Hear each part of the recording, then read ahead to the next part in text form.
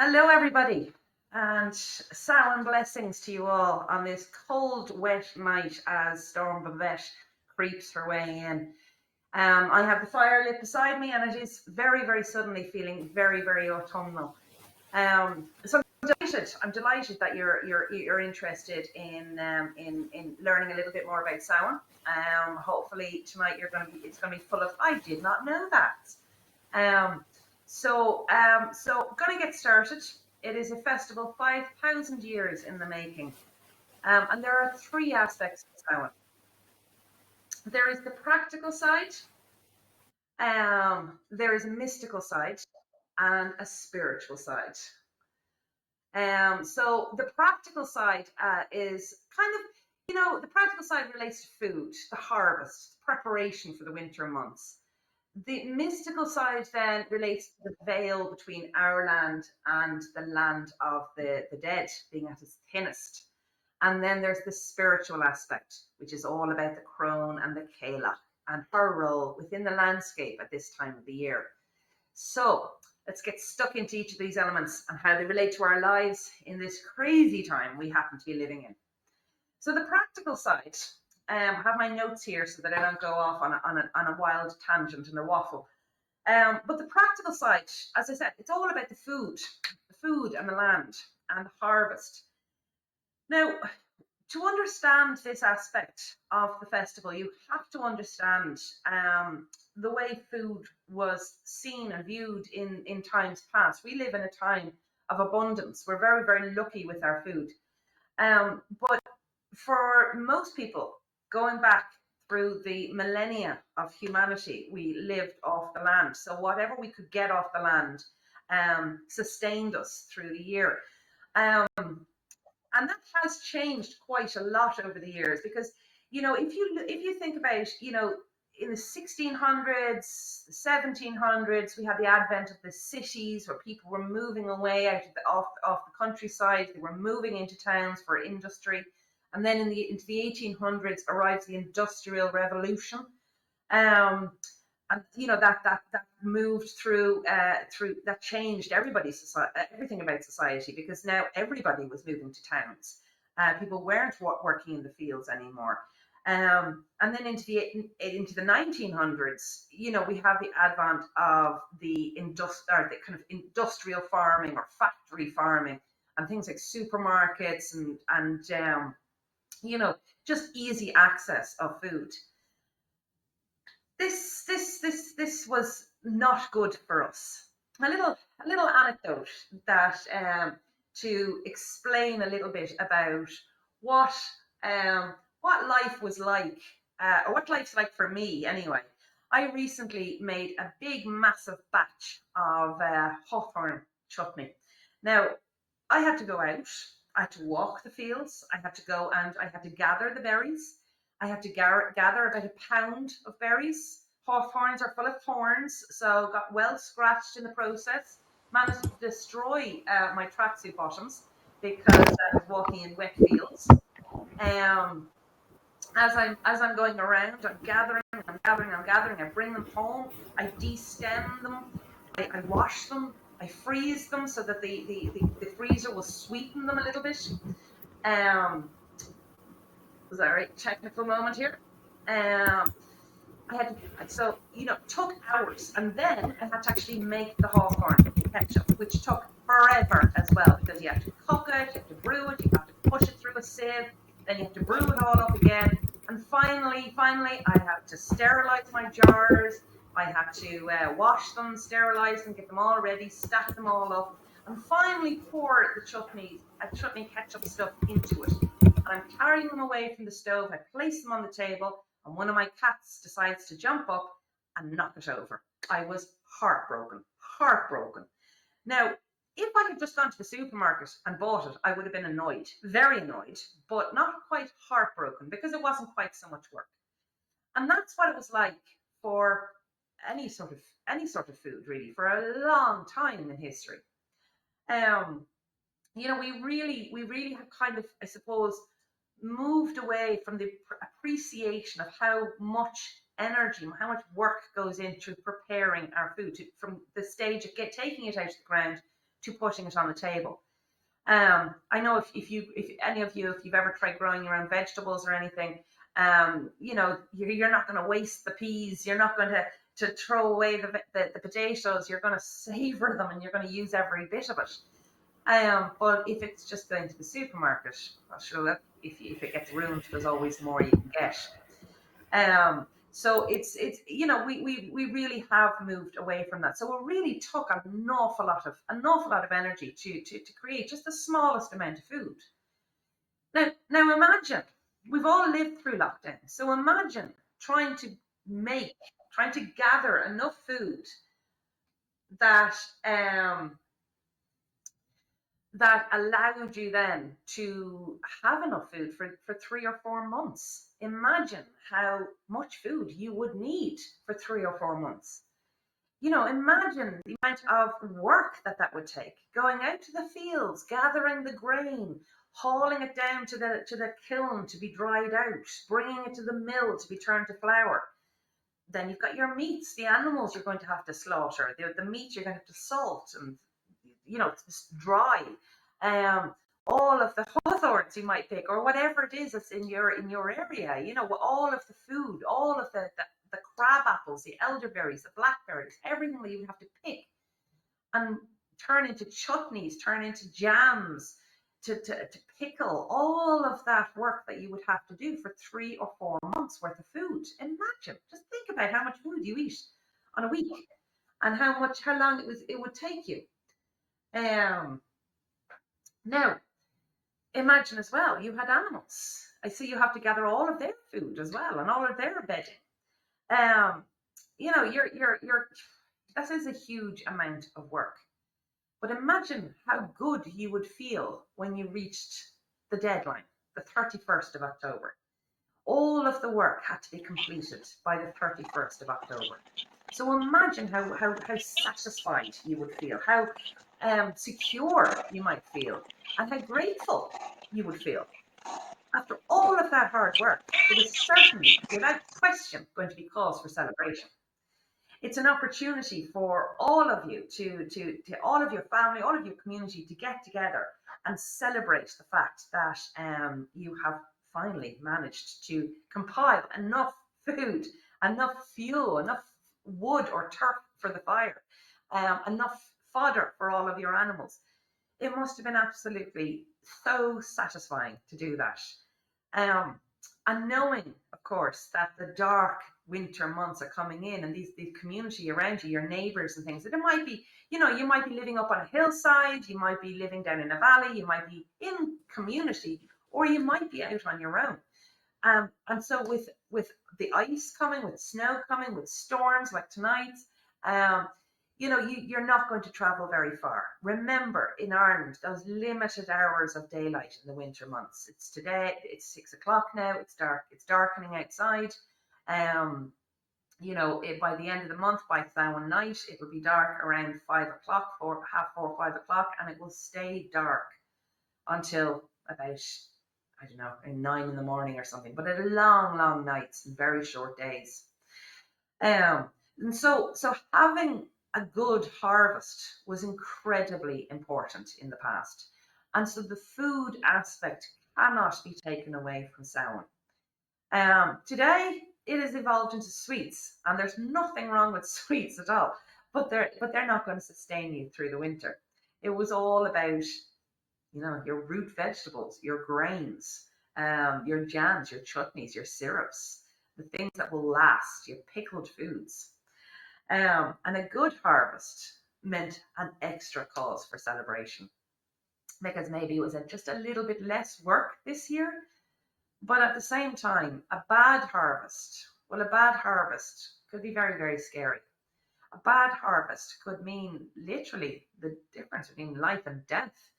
A bad harvest means that you might not be able to compile enough food for the winter. This year we've had a very wet summer here in Ireland, and I know from my beekeeping friends that their takings are down by two-thirds this year because of the heavy rains. Now, that's a bit of an annoyance for them, but they have stocks from previous years and they'll get through them and it's next year's coming. But If honey is your main preservative and you were down by 2/3, well, you're in trouble, you know. Um, if you had a particularly wet summer, it might also affect the grains. It might also affect, how effective you could dry your grains. So it was very, very, very difficult for somebody facing into a bad winter after a bad harvest. And according to the Annals of Ireland, there were plenty. Um, so while the Samhain being a harvest festival and a cause for celebration, a bad harvest, well then it takes on a more ritual aspect. It takes on more of the element of, I suppose, pleading with the gods, pleading with your ancestors to help you get through the winter. Um, Now that leads us into the mystical side of Samhain. And the mystical side of Samhain, as I said earlier, is all about what relates between the veil between our land and the land of the dead. Because, of course, we didn't believe in heaven or hell. Now, there are lots of debates about what people believed in the past. A festival that's this old, in fact, it's probably older than 5,000 years. We know that there are dolmens, which are Stone Age, which go back about 10,000 years, or maybe even a little bit longer, 12,000 years, that are aligned with Samhain. So it's certainly a very important time of the year. But we know that the festival, the festivities aspect of it started about 5,000 years ago. So we don't really know what people believed in the ancient past about what happened when you died. There are some absolutely fantastic myths and legends, and they talk about 40 different islands off the west coast of the island, 40 different lands, like the plain of the honey, the Isle of Apples, these magical places, the island of milk. Notice they're all related to food in some way. Well, most of them are, because you may have heard of Tir na Nog, the land of the young. These were all mystical, magical islands that were on the west coast of the island of Ireland. And when you died, you headed out west. Um, who knows? Maybe you island hopped for eternity. Honey here, apples here. Who knows? Or maybe you went to all 40 of the islands before returning in a new form, in a new body, in a new life, to back to Ireland. Who knows? Maybe reincarnation. There's a lot of arguments out there that reincarnation was a big part of our ancestral beliefs. But the reality is we don't know. But what we do know is that out west is where it happened. All happens out there, and it's from the west that the dead return at this time of the year, when that veil becomes thinner, when that veil becomes so thin that they can return and visit us. And if you had a bad winter, you might want to ask your great great granny or your great great granddad for a little bit of help this year. And that's when we have the hospitality aspect. Because Ireland, as I'm sure many of you know, whether you're Irish or you've visited Ireland or you've just heard about Ireland, you will know that we are the land of 1,000 welcomes. We are particularly hospitable people. We're very friendly. We're very nosy. And we do open our doors to people from time to time, not complete strangers anymore. But there were the Iron Age Brehon laws. There were literal laws about hospitality.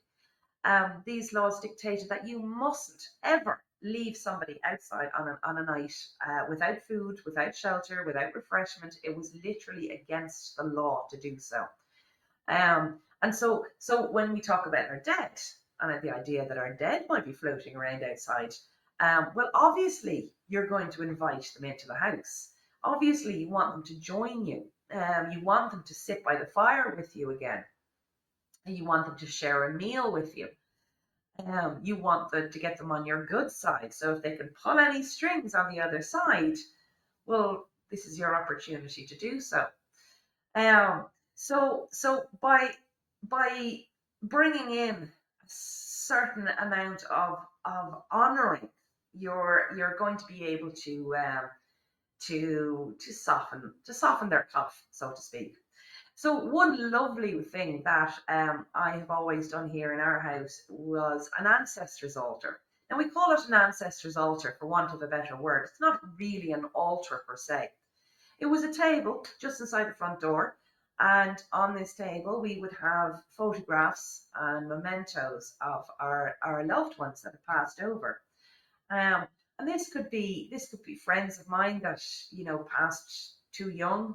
Um, it was relatives that passed when I was a child, my granny, my granddad, and we also had pets. We had photographs of pets. We had mementos. We had Bon with the cat with her sparkly collar. We had her little collar on the altar, and it was a really lovely way of very easily and very organically um, allowing us to talk about death in a very, very nice way, which when you have children is a really important thing to do, because it allowed me as a parent to pass on the stories of the people who passed over, but also allowed my mother rather, to come in and pick up a photograph and tell my children a story about that person or remember that person in some way. It allows the children to my children to learn um, how basically how you're not forgotten when you go, and death isn't a terribly scary thing, and you can always come back and visit. It takes the edge off, I suppose. And that's a really lovely thing to be able to do, to take the edge off death for your children. Ireland is well known for its funeral rites, its wakes, its traditions around death, keening, the singing that used to be done out in the west. We have what's considered to be one of the healthiest relationships with death in the world, which is a strange thing to have, but there you go. And I think the ancestor altar is a start, is a kind of was a start of that. There's no time in the year really when you can officially sit down with the old photo albums and pull them out and tell stories about friends and family that have passed over, and to share memories and things. And Samhain is a wonderful time to do that. But of course, it isn't always nice people that cross that veil. There's also the darker side. And there's plenty of stories about dark things coming from the west of Ireland. And I'm not just talking about scary Kerry man. Um, there's things like the Shlua. Anybody who's ever watched Harry Potter will remember the Dementors that plagued Harry in a couple of the movies. Well, the Dementors were taken from J.K. Rowling took those from Celtic myth. They were known as the Shlua. They were people whose souls were so damaged and nasty and evil in life that when they died, their souls couldn't find peace. The only place they could find peace was with each other, with equally damaged souls, until they became an entity that was just purely focused on getting more souls. And so if you were ill in olden times in Ireland, if you were ill, the windows in your bedroom facing the west would be kept closed to prevent the Shlua from sucking your soul out. It would float over you and just suck the soul, suck the life from you. Um, when you were ill or sick, you were extra vulnerable. So by keeping the Shlua at bay, your soul might be safe. Um, and it's not just the Shlua, because we have a lot of old stories here, and some very dark ones again, like the Doulahan. Many of you will know the stories of the Headless Horseman, and a lot of these tales have their roots and their origins in the story of the Doulahan. The Doulahan is one of the oldest ghost stories we have, and it tells of a Celtic warrior who lived maybe 1,000 years ago, whose head was cut off in battle. Now, the Celts believed that your soul resided in your head, so having your head chopped off was a big deal. But his head apparently was chopped off in a way that insulted his lineage in some way. And so he wouldn't rest until he found the person who caused his death. And of course, that person now is long dead, but their descendants aren't. And so every Samhain, the Dullahan is said to rise and get on his horse, which is dead like he is, rotting, bits of it falling off.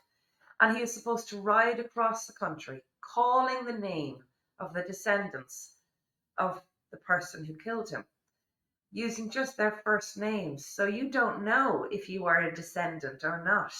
Oh, the first you'll know about it is if you hear somebody calling your name in some sort of strange, horrible way. But luckily, if you wear a piece of gold, or carry a gold coin with you, you can throw that at the Dullahan, and he will. He's actually afraid of gold, so he will disappear. So make sure you have some gold on you this Halloween, because the Dullahan was said to have been able to see through walls. He was able to see through the darkest of nights. He was able to see through whole buildings. So if you were upstairs in your bedroom cowering behind the wardrobe, he'd still find you. Now, if it wasn't you who was looking for it and you happened to see him, well, that was bad luck for you, because he will pull out his whip made from a human spine and slash out your eyes so you'll never see again. Or maybe you might be lucky and you might just find yourself covered in pig's blood, was another thing. I imagine if he was carrying pig's blood around in buckets, that would have been very inconvenient. So I'm not so sure about that one. But the eyes thing with the human spine whip, that I can imagine. And of course, we also, and this is a surprise to some people, we also have plenty of stories of vampires here. I think my favourite one is on Darag Du, the red bloodsucker, a woman who was forced into an abusive marriage and eventually murdered by her husband, came back to take her revenge. And she is said to stalk the Waterford area, searching for young men whom she will beckon and she will plead, because she's supposed to be absolutely beautiful, but she will draw them to her and she will suck the blood from their body till there's not a drop left. And she's only able to surface at Samhain as well. So we have these darker people that come out.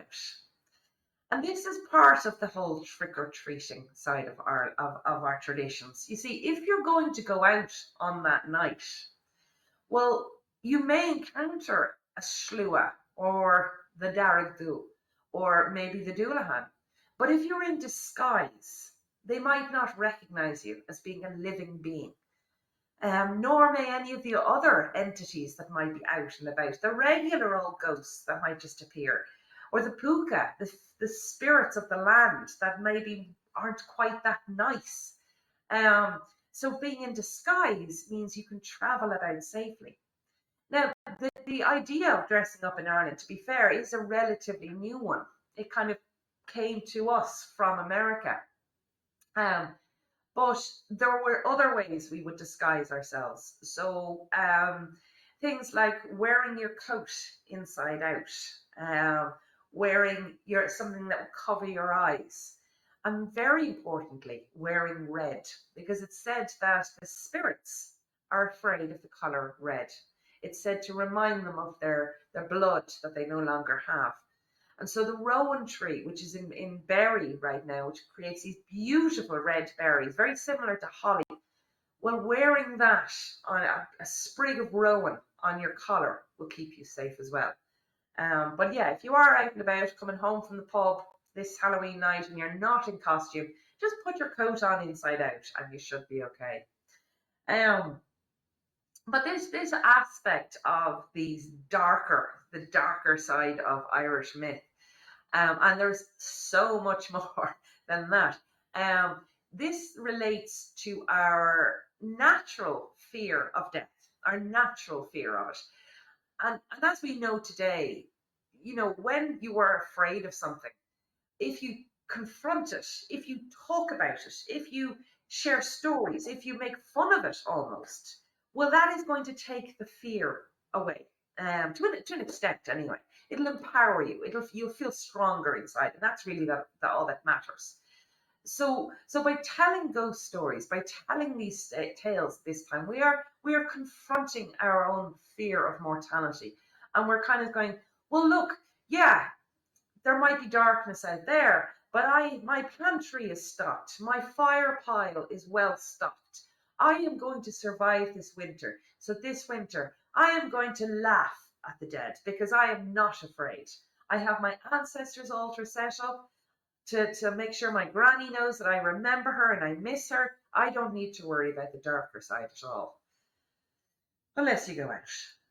Now, when you go out, one way of keeping away the darker side is with fire. Um, so any of you who's been on my walks will know that I talk about a little bit about when we're standing at the cross, and I talk about the festivals. And I talk about the fire that was held at Samhain, on the hill of Tara. And it wasn't just on the hill of Tara. Just about this time of the evening now, around 6 p.m., just as the sun was setting, the fires will be lit, just as darkness begins to creep across the land. Because fire fights away the darkness. Fire keeps us warm. It nourishes our land and all of the rest, but fire is disappearing now. Now the thing about it is that fire, the bonfires at Samhain had a sacred element to them. When you light a fire on Samhain night, you're sending a direct message out to the dark. And when I say the dark, I'm including all of those darker elements that are out there. The puka, the shlua, the doulahan, any of those, the vampires, any of those. You are sending a message out. It's a defiance. It's kind of saying, nope, I am keeping myself in the light for one more night. And when they lit the fires on Samhain Hill, or I'm sorry, on Tara Hill, they're on the hills surrounding the hill of Tara. There were people watching and waiting with their own bonfires ready to go. And when they saw the flickering lights in the distance, they knew they could light their fire and away they would go. And behind them were more people waiting on their sacred hilltops. And when they saw the fires in the distance, they lit theirs. And bit by bit, like a giant spiral, fires spread across the island. Every sacred hilltop had a fire. And the idea was that you extinguished your own fire, because back then fires would have been going 24 hours a day, 365 days of the year, because that's what you cooked on. But there was 2 nights of the year when you extinguished your fire, and one was Bealtaine and the other being Samhain. And you would relight it by carrying carefully home an ember from the sacred bonfire, and you would relight your hearth fire with that. So Samhain night for yourself, if obviously not everybody is able to have a bonfire, obviously. And to be honest, in the climate crisis, burning giant fires is not really advised anymore. But if you can light a fire, do, because it's your own little kind of strike back against the dark forces out there. Even if that fire is simply a candle, or even as it's had to be for me at times, even just a little electric tea light candle or something, just something that sets fire. If we think about the colors associated with Halloween, orange, blacks, reds, they're the colors of fire. So fire is a huge important part of this festival. And fire being such an important part is because of the sun god. So we're coming now into the spiritual side of the festival. And our gods, well, look, there are plenty of gods in Ireland. We have gods of war, gods of medicine, gods of love, and we have all these different gods. But really, when you really drill down into it, these guys are more kind of akin to saints, for want of a better word. There really was only 2 gods worth talking to, and that is the gods of nature. That is the sun god, Lu Long Fada, or Lu of the long arm, and the great Earth Mother, Danu. Now, she also went by other names, Anya, Maka, Breed, um, but essentially she is the Earth, and then you have the Sun, and that's really all that matters. And the Sun God, Lu Lamfada, well, Lu's powers are waning now. He has been getting tired. He's been getting up later in the morning. He's been retiring to bed earlier and earlier and earlier as the days have gone by. The power of the sun is weakened. So we're in a situation now where poor Lou is an old man now at this point. And Lou now will retreat. He will retire to the forge. The fires, his powerful fire, will be still there, but it'll be died down. It'll be smouldering in the forge now. A good blast of the bellows. That was back in September. There's no more blasts of the bellows now. He is gone. He is tired. He is going to rest.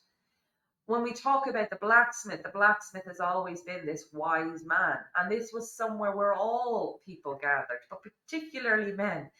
The blacksmith's forge was a place for men to gather and men to talk, to share stories and to retreat from their own busy lives. And when you have a society that is based around agriculture, at certain times of the year, the work stops. So this is somewhere that you gather, and this is where Lou will reside now. So as winter comes in, Lou's part, the sun god, he's going to rest now. He'll be back. The winds of change will come in the spring and will blow through the forge and will whip that fire up again. He will be back, but for now, he's disappearing. And it is the Calach, the crone, the hag that comes to the fore now. Now, I do have a lot of very strong feelings about the Calach and the crone. Because personally, for me, when I see the Wicked Witch of Halloween, it hurts my soul. Because the Wicked Witch of Halloween is the result of hundreds of years of negative PR from patriarchal religions that took a very powerful goddess and turned her into this awful, evil, scary, haggard, shrewd, and nasty old woman. This woman who is said to be completely evil, who sweeps across the land, who's supposed to cover the land in ice. She doesn't care who dies. She doesn't care who gets buried underneath it. She doesn't care who starves or gets sick. She brings bad luck everywhere she goes, the crone. She's a nasty old thing. And that's just not right, because that's not who she is. The crone or the hag is a grandmother. She's a grandmother with very little patience for you, but she's looked after you. That's why she has no patience for you. She's the mother who has worked hard to provide for you, and you're still coming looking for stuff off her. So she can seem a little bit cold, but she's not. You see, she has to do the work that she does. She has to sweep across the land. She's not killing anything, though. She's sending the trees and the plants to sleep. They need to rest. She's sending the small mammals like the squirrels and the badgers and the foxes down underground because they need to rest. She's sending us hurrying into our homes and closing the curtains and lighting the fires because we too need to rest. She covers the rivers with ice and she whips up the seas so that underneath the fish and the shellfish and the seaweed and the plants underneath there can have that time to rest and revive themselves. It's about sustainability. Nobody can go 365 days a year without rest. Nobody can. And sometimes we do need a strong mammy or granny to come in and say, stop it, come downstairs now and have some dinner, or stop working, or come away from the computer for a while, or whatever it might be. So she's forcing us to rest. And, some of these patriarchal religions they like to be the ones enforcing. You know, they don't like it when a powerful woman says it instead. Um, she also has provided us with plenty of food. She has provided us with the great fields of grain. She has provided us with plenty of animals to hunt. And then as winter comes around, well, that's when a lot of the medicinal plants will come out. Plants that will keep us cold, or keep us safe rather, from colds and flus. She's looked after all of that for us. She's given us a whole pharmacy to look after us. We just have to get out up off our lazy bums and go and find it and go and store it. She's like she wants us to stay strong. She wants us to look after ourselves. And I suppose in a way, um, this is going against what we see today, what the kind of the convenience of today. It's easier for us to go into a pharmacy, to go into a supermarket, all of this. It's easier for us to laugh and make fun of the Wicked Witch of Halloween. But let me give you a scenario here, because most of the witches in history, these crones or these hags that you read about, people being accused during the burning times in the Middle Ages, when you could be accused of witchcraft very, very easily. Let's just say you're a woman, and when you got married, your father hands you over to your husband. It's your job.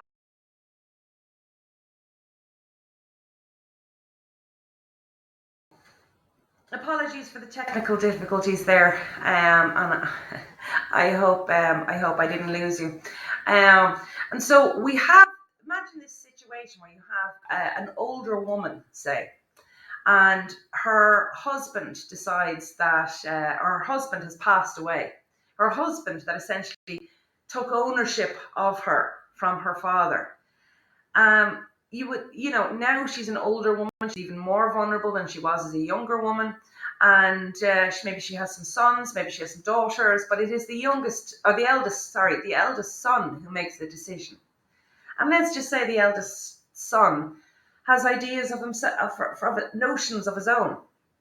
And so what he's going to do is he's going to maybe push her to the sides, make sure that she acts as a midwife for his coming wife, or he's got a nanny or whatever. But if she doesn't want to do that, well, that's when there's problems arise, because she has no voice and she has no power. And so the crone, this old crone, this hag, well, she has absolutely no power. So she can find herself being told, go, leave the home, leave.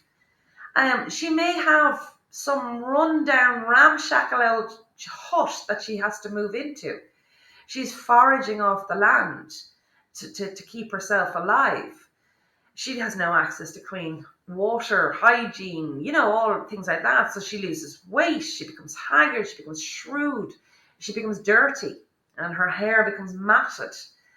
And all of a sudden, the whole community is making fun of this woman, this wicked old witch. And it's absolutely awful, because it's not a wicked old witch. This is a woman without power. And so at Halloween, when we talk about the Wicked Witch of Halloween, we're celebrating a woman without power. And that's really wrong. That really sits very badly with me. So I like to think of her kind of a little bit like Mother Christmas. It's all about Father Christmas and how wonderful he is, but Mother Christmas does all the work, and that's what the crone is doing. And she's doing all this work for us, and we're ignoring her completely. And not only are we ignoring her, we're making fun of her, which is even worse. And the thing is, she's still with us. There's lots of Halloween traditions in this country that, we still continue. The trick-or-treating is one of them. But in the food aspect as well. For example, this year, this is barmbrack. This is one of my favorite things that I eat at this time of the year. This is a type of speckled bread. Now, going back to what we were saying about wasting nothing, the barm is the kind of the leftover yeast when you're making bread, which will be mixed in with the fruits, which in turn is mixed into flour to create this lovely bread, this lovely speckled bread. And it's absolutely delicious with a big slab of butter on top of it. But the thing is that if you're cutting slices of barmbrack, inside will be a ring. Whoever gets the slice with the ring is the one who's going to get married this coming year. Now, there's other parts as well. There's, if you find the nutshell, you're going to emigrate. If you are going to find the penny, you're going to die to pay the ferryman. If you find a little stick, you're going to be beaten. This is going to be a tough year. There's lots of things. You have a Google. It's amazing. The regional differences and the regional things that they throw in are mad. But the one thing in common is they're all fairly dark. There's another tradition where you would peel an apple the whole way around in one go. You throw it over your shoulder. It should land like an initial. And this is the person who you're going to fall in love with this year. Or maybe you've already fallen in love, but there's somebody else who's a bit more of a maybe. Well, you take your two maybes. You write the initials on hazelnuts, on a hazelnut each, and you place them near the fire here. With the heat of the fire heating up the hazelnuts, one of them will crack first. One of them, sorry, cats. Sorry. This is Julio jumping onto the computer. He's obsessed with my keyboard. So you put the two hazelnuts by the fire, you crack, and they jump away. And the one that jumps away first is not the one for you. He can't stand the heat, or he or she can't stand the heat. They're no good.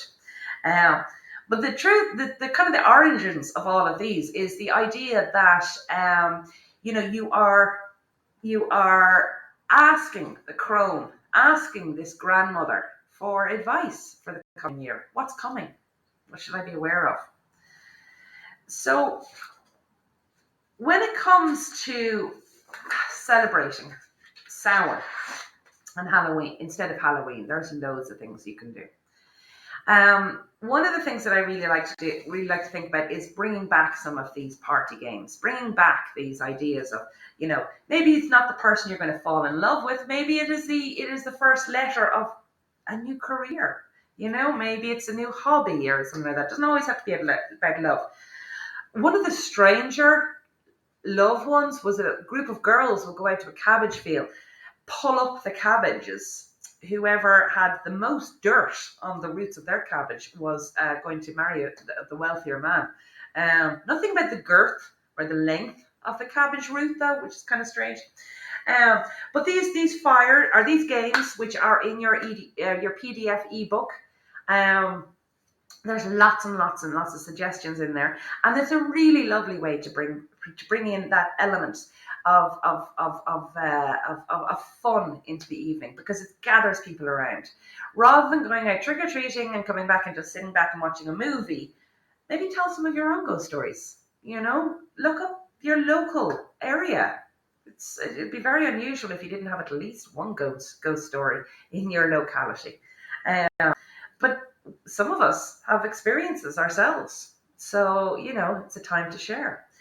Obviously, the ancestors' altar is a very important one as well.